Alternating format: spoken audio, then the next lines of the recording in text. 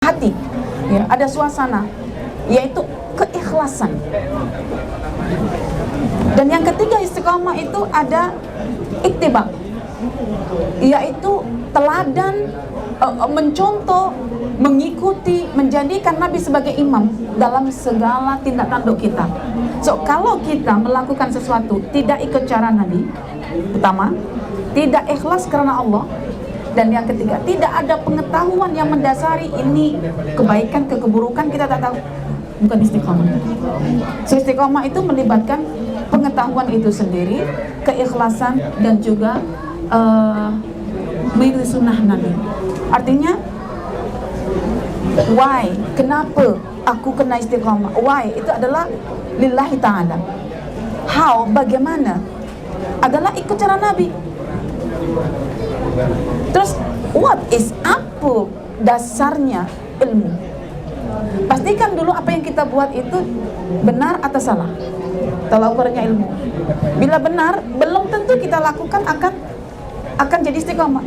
Nabi buat ke tidak, bagaimana kalau Nabi buat, bagaimana caranya, khususnya dalam bab ibadah. Oke, lepas itu, walaupun bagaimanapun cantiknya cara Nabi kita contoh, riak ke tidak, karena Tuhan tidak, itu tak jadi. Jadi tiga itu yang saya kumpulkan memaknai istiqamah. Karena itu dalam Quran bila bincang istiqamah, innal ladzina qalu rabbunallah tsumma istaqamu. Istiqamah itu terletak selepas orang kata Tuhanku adalah Allah. Nak kata Tuhanku Allah, mesti dia belajar mengenal Tuhan. Itu kan ilmu. Jadi jangan difahami istiqamah itu hanya konsistensi, tetapi satu pengetahuan tentang kebenaran lalu dijalankan mengikut sunnah Nabi SAW, dilakukan karena meraih ridha Allah Subhanahu Wa Taala, dan diteruskan sampai menuju puncak destinasi sampai kita mati, baru dikatakan istiqamah. Walaupun kesibukan menghalang kita, bukan kita berhenti, Kak, karena ada perkara baik lain yang menanti kita. Itu bukan dikatakan tidak istiqamah, tetap istiqamah. Karena istiqamah itu bukan satu perkara, semua jenis kebaikan. Contoh, hari ini misalnya saya berinfak, oke? Sebelumnya saya setiap pagi sholat duha. Ketika saya berhenti sholat duha dan saya memilih untuk berinfak, cari orang susah, adakah saya tidak istiqamah?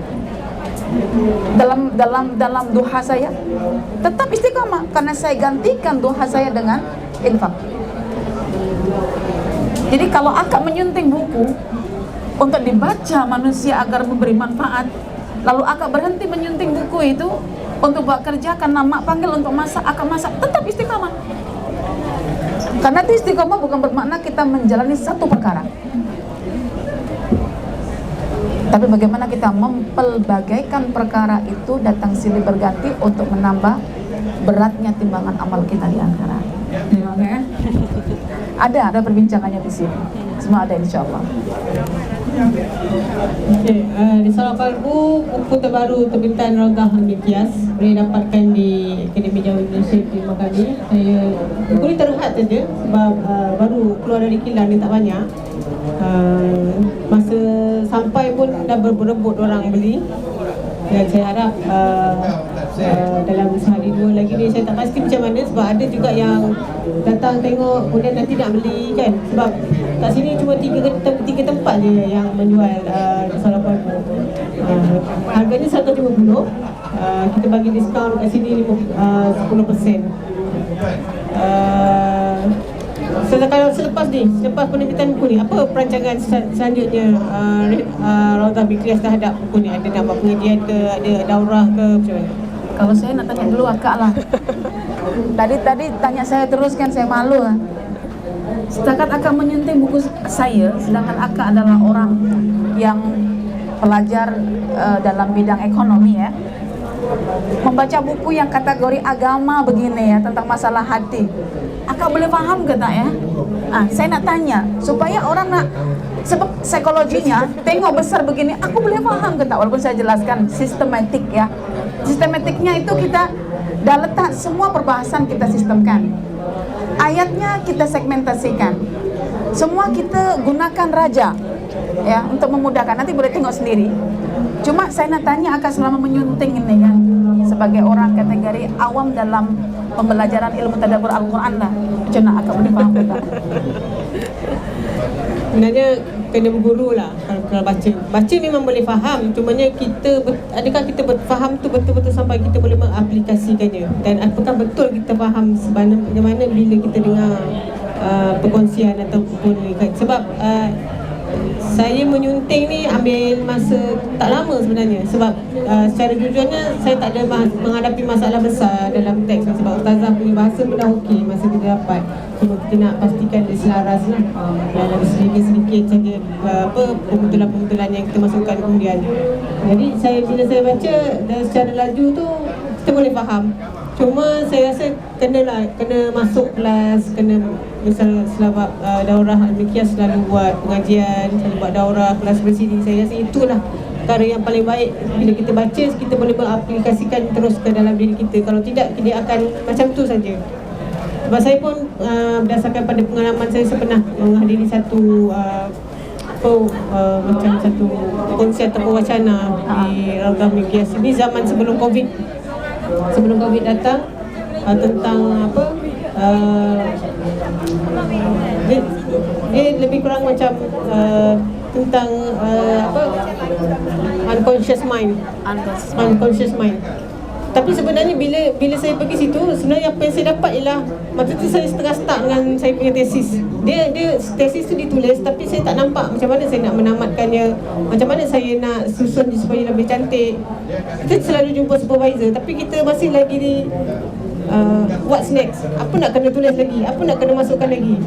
Tapi bila saya pergi ke kata macam perkongsian tersebut, bukanlah saya dapat pengetahuan tentang unconscious mind, tetapi saya dapat menggerakkan tesis saya daripada apa yang saya hadiri itu. Jadi dia memberi kita dia membantu kita untuk keluar daripada satu keadaan yang statik, yang kita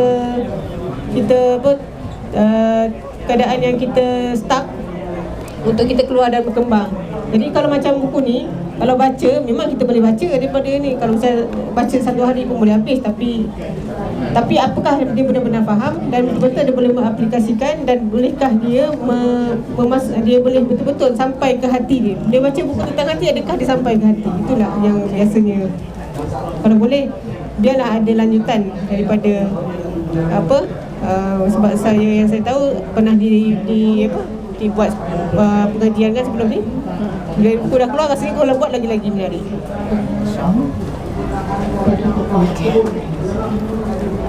Okay, ada soalan ke? Ada soalan ke? Baik. Kat sini ada sebut tentang lapisan hati. Mengenal lapisan hati manusia. Ni kalau hati ni, kalau barat dia tengok hati tu macam seketul lah, seketul daging kan. Tapi kat sini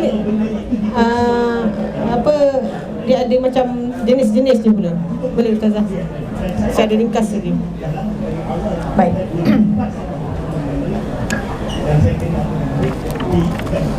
Sekarang ini ramai orang suka buku yang satu lembar isinya cuma 5 atau 15 kata.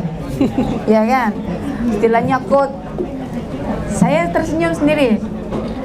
Kenapa orang suka dengan tulisan yang 15 kata dalam satu muka surat? Sedangkan itu merupakan satu hasil pemikiran yang mendalam dari seseorang yang telah dibagi Allah hikmah. Mengapa kita tidak ingin menjadi orang yang seperti itu, yang menciptakan kata-kata yang penuh hikmah? Kenapa kita mesti lebih teruja untuk menikmati kata-kata hikmah itu? Sehingga kita sering mengatakan itu sebagai healing. Buku-buku healing, buku-buku yang hanya satu muka surat isinya 15 word. Bagi saya tak cukup, karena itu adalah pati pemikiran. Lapis yang mungkin nih menurut akak ketika baca menyunting itu yang menarik itu kak ya, bagian lapisan hati gitu ya, aneh gitu ya. Ya, kayaknya hati ni ada lapis-lapisnya juga. Jadi itu yang maksudnya dari sekian pembacaan tuh yang akak tanyakan tadi itu maknanya sesuatu yang menurut akak menarik begitu ya. Baru tahu ada lapisan-lapisan hati gitu ya. Saya ada seorang murid ya, dia ambil PhD dekat Harvard ya, University, dan dalam bidang neuroscience. Bila saya bagikan alfaz Qur'annya, maksudnya lafaz-lafaz Quran yang ada istilah sendiri, tem-tem sendiri. Bila saya masuk lub, fuad, qalbu, sadru, beliau kata, Masya Allah, Quran detail dan tidak sedetail dalam kajian medik yang saya jalankan. Karena beliau 20 tahun jadi seorang dokter kulit, nah ambil PhD, bincang tentang masalah dalaman. Jadi bila saya sentuh dalam bab hati itu, 4 lapisan itu, tertarik. Maknanya kita semua ini sebetulnya tidak tertarik dengan sesuatu karena kita tidak tahu, bukan kita anti, karena kita belum tahu. Dan saya melihat bahwa ketika saya membaca Al-Quran dan selalu menggunakan lafaz berbeza-beza, tapi artinya sama, bagi saya arti tidak sama. Karena lafaznya berbeza, mesti maknanya itu ada pesan yang Allah tidak sampaikan. Dan itu sebagai satu medan pengujian bagi akal kemanusiaan kita. Boleh tak akal kita menjangkauinya dengan merenungkan makna itu? Dan alhamdulillah saya rujuk banyak, tafsir rujuk banyak, inilah literatur ya. Ternyata kita memiliki hati itu lapisannya ada 4. Ada lapisan dada, sadru. Ada lapisan yang kedua, qalbu, yaitu yang kolab, yang mudah berbolak balik. Kadang kita nak pergi kuliah ke tak nak, itu qalbu dah, itu dah. Lepas tu yang boleh digunakan untuk melihat kebesaran, kekuasaan, ya, keindahan alam semesta ya, yang Allah ciptakan. Itu fuad. Ada lagi lub, yang paling dalam. Saya kaji itu semua lapisan-lapisan itu. Qadarullah, last minute saya dapat buku punya Al-Hakim At-Tirmidzi, yaitu yang bincang tentang 4 lapisan itu. Dan sempat ada seorang murid bertanya, Ustazah, kajian-kajian yang terdahulu yang saya sampaikan itu kenapa boleh tally dengan punya Al-Hakim At-Tirmidzi? Sedangkan saya belum membaca lagi karya itu. Karena kita melihat bahwa Quran itu kaya dengan terma, dan sebetulnya bila kita memiliki metode yang sama, merujuk pada pandangan Quran dan Sunnah dan perkataan para ulama, insya Allah hasil itu hampir sama, walaupun ada sedikit juga perbezaan, ada tambahan, ada pengurangan. Jadi bila tahu 4 lapisan hati ini, kan, nanti kita akan susuli ya. Maka kalau yang ikut seminar Istafti Qalbak, kita akan masukkan lagi cahaya-cahaya dalam setiap hati itu, nafsu-nafsu dalam setiap hati itu. Lalu kita akan lihat diri kita, bagaimana adakah kita mampu untuk melakukan transformasi diri kita menuju yang lebih baik. Dan ternyata transformasi diri menuju orang yang lebih baik itu kena paham juga tentang lapisan hati. Karena pada setiap lapisan hati itu ada pekerjaannya, ada perbuatannya, ada amalnya. Kalau kita tidak melakukan amal itu, saya contohkan, amal mencintai Allah, selama ini kita abaikan. Yang penting kita sholat, puasa, zakat, haji.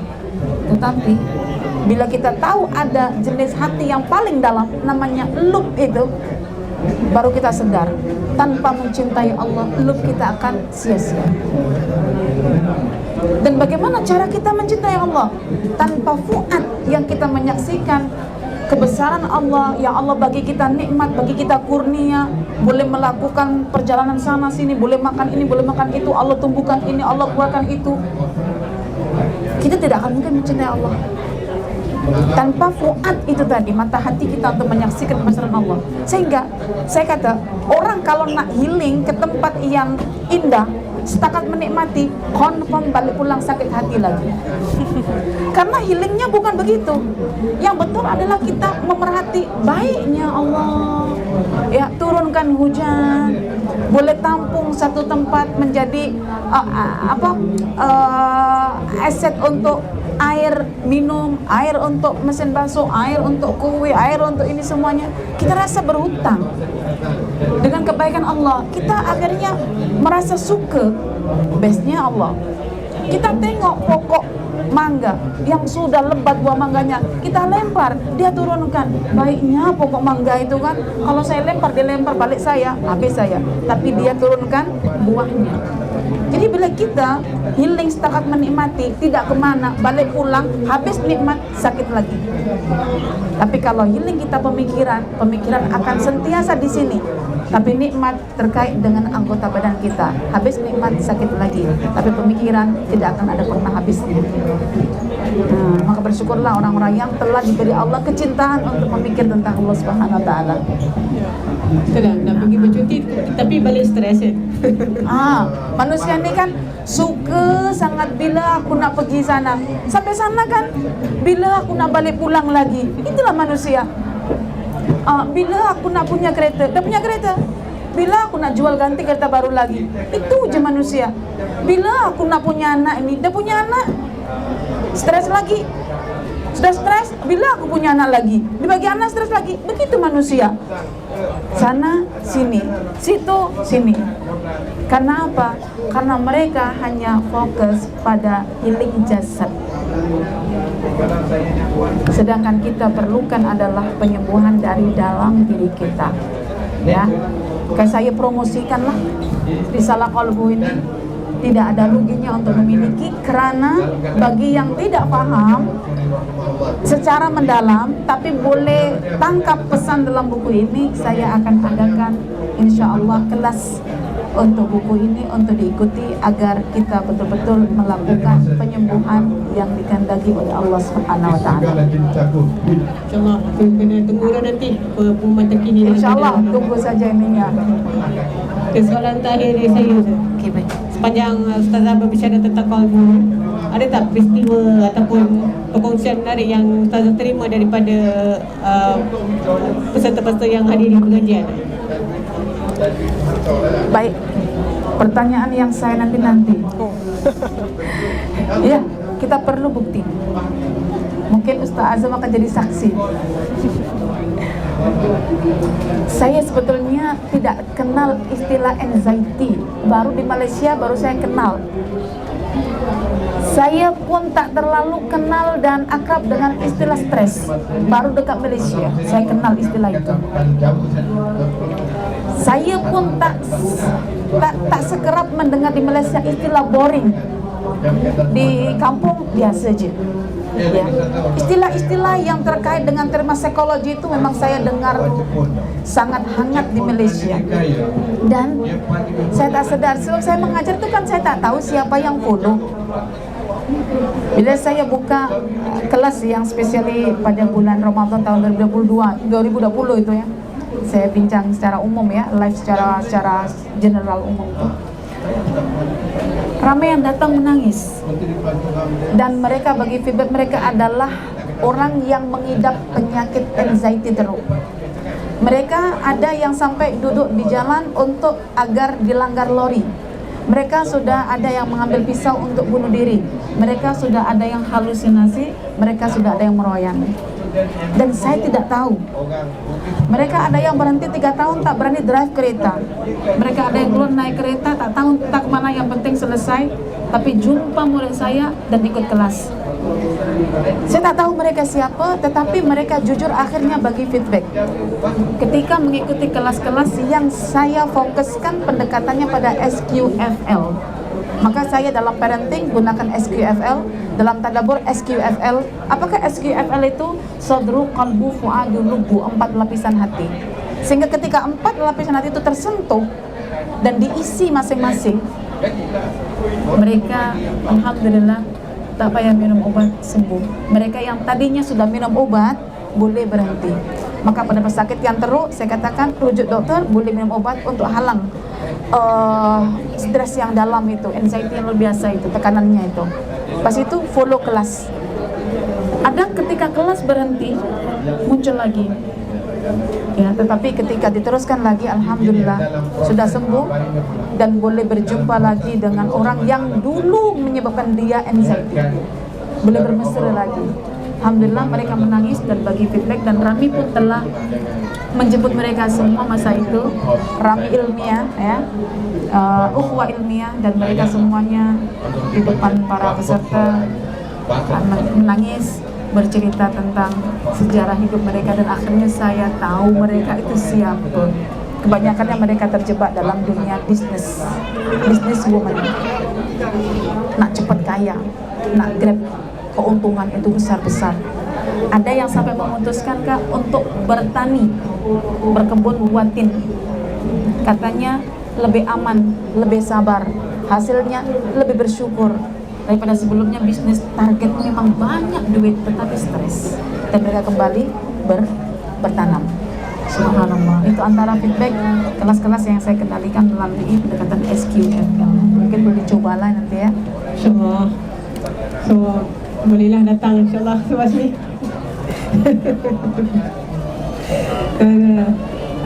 Alhamdulillah, saya rasa itu saja sesian kami hari ini. Ustazah Salihah Kaswari berbincangkan tentang buku yang baru saja terbit, Salah Qalbu. InsyaAllah ada di Akademi Jawa Malaysia. Banyak besar buku kami berada di sini, dan buku ni saya tengok tak banyak sebab ada kat rak tu saja. Buku ni terhad. Habis. Itu saja. Kami dah tak ada, dah start lain sebab kilang pun keluar terhad untuk pesta buku ini. Jadi jemput datang ke Kemah Akademi Jawa Malaysia 3100-3102 sehingga esok saja kita ada di sini. Selepas ini boleh beli melalui Facebook, boleh rujuk Facebook Roza Milkias untuk membeli, dan kami di Akademi juga cuba nak dapatkan stok lah nanti untuk kami jual lah. Mungkin nanti kita cubalah jemput Ustazah datang untuk buat kongsian di pejabat kami. Sekian itu saja. Assalamualaikum warahmatullahi wabarakatuh dan terima kasih. Waalaikumsalam.